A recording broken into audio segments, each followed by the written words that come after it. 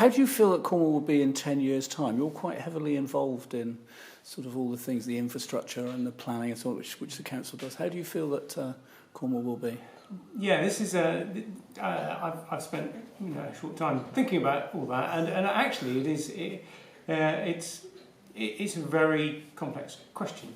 I think there will inevitably be growth. What I'm hoping is that growth is sensitive and actually doesn't destroy, what makes Cornwall special.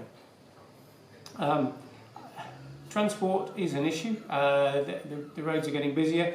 I don't think there's a solution for bypassing, creating bypasses. I think we have to have intelligent use of the whole transport network, so an integrated transport network.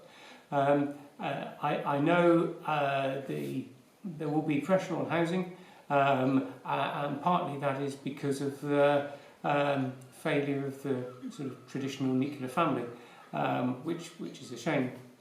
But I think we have to recognise this and work positively towards it.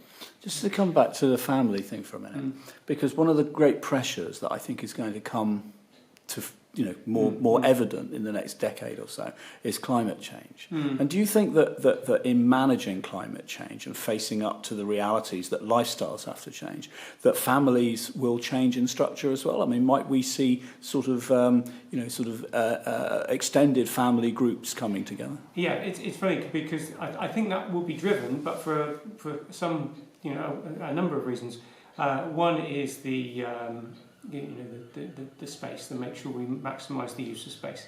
The other bit is the affordability. I don't think that large houses that are occupied by single elderly people, widows and widowers, I think they might look to, cohabit, share accommodation.